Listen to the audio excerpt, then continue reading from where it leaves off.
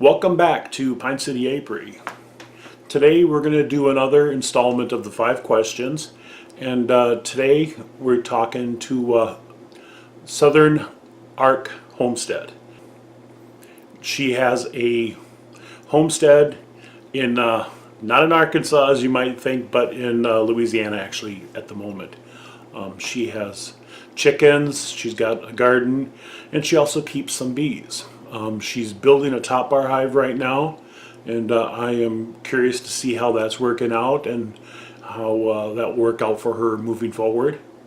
But let's go ahead and get into it.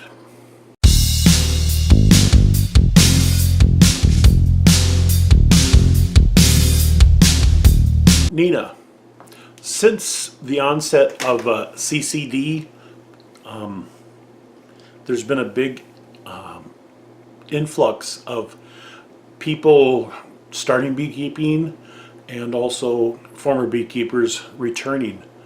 How long have you been a beekeeper, and did CCD have any influence on whether or not you were beekeeping?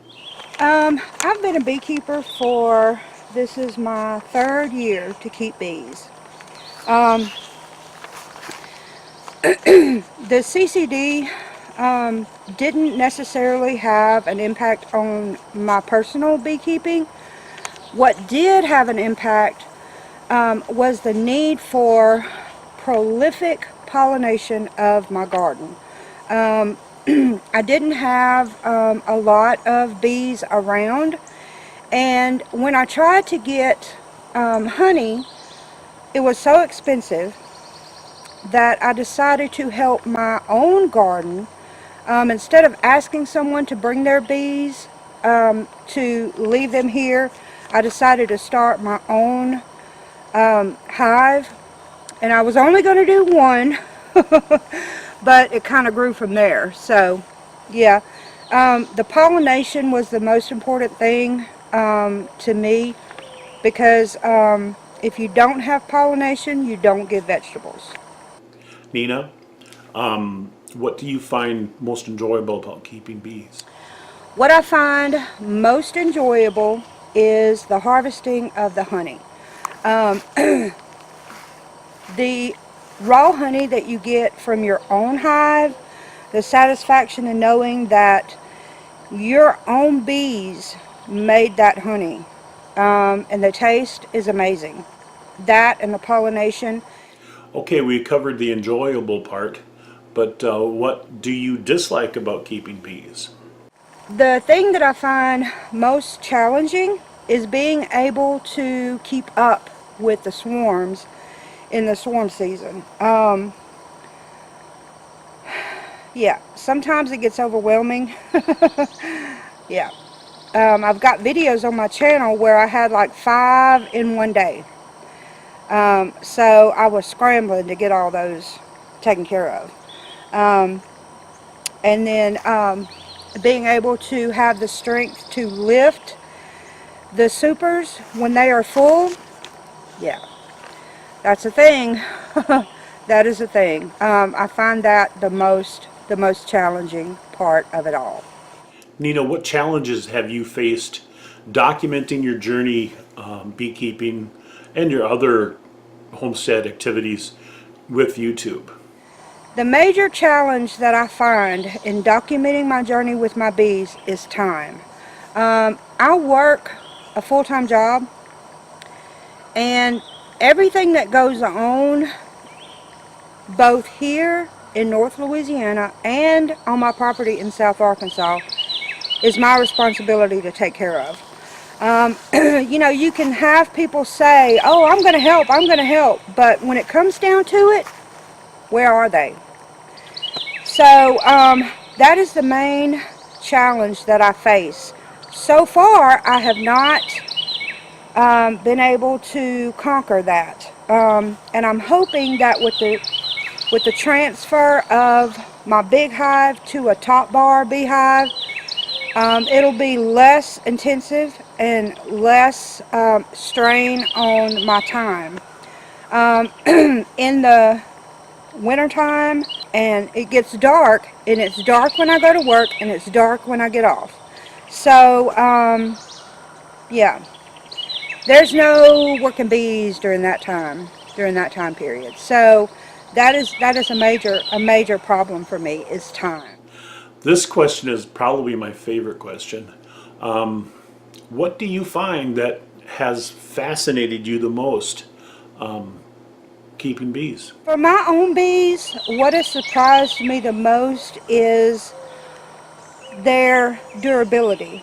And also, in this part of the country, in my area, the amount of swarms that happen in any given time in the spring, a swarm can happen just like that.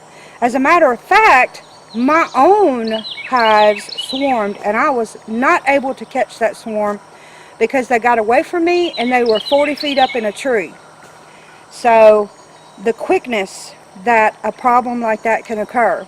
Another thing that surprises me with bees is the laying worker situation that you can have in a hive.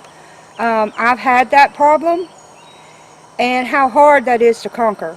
I was not able to save my hive that had a laying worker. I did everything that I could read about, that I could research. You know, I put fresh brood in there, not brood, fresh eggs. I put fresh eggs in there. You're supposed to do it for like 3 days in a row. We did it for like, I say we as in me and Spicy, because he was still here at that time. We did it for like 5 or 6 days in a row. I would rob fresh eggs from another hive and put in the laying worker hive. Still did not work. We bought a queen to put in that laying worker hive. Do you know that they balled on her? All those bees ganged up on that queen and killed her. So that was definitely a surprise to me. The resilience of the laying worker. Nina, with your operation, especially the beekeeping part, knowing what you know now, what would you do different if you could go back and start over? Something that I would do over. I think that I would begin with a top bar beehive because, I'm a little older now and I'm not, my strength is not what it should be. So if I had top bar beehives to begin with, I feel like I wouldn't feel as overwhelmed with this big beehive. So I think that is one thing that I would change is I would start with a top bar beehive instead of the Langstroth hive. And another thing that I would change is if I didn't have a top bar beehive, I would not stack this beehive as high as I did. And that was, a mistake on my part. They needed the space and it kept getting added to, and you let time and life and work and all that get away from you. So now I'm trying to recover from that. So that's one thing I would change.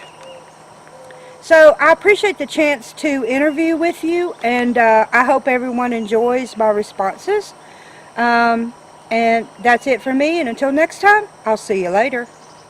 Nina, I'd like to thank you for the time that you took to do this 5 questions with me. I really do appreciate it.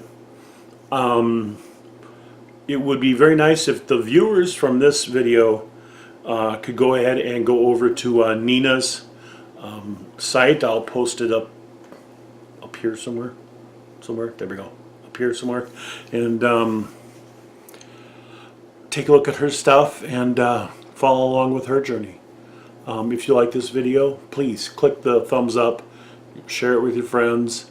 If you haven't subscribed yet, please feel free to do so.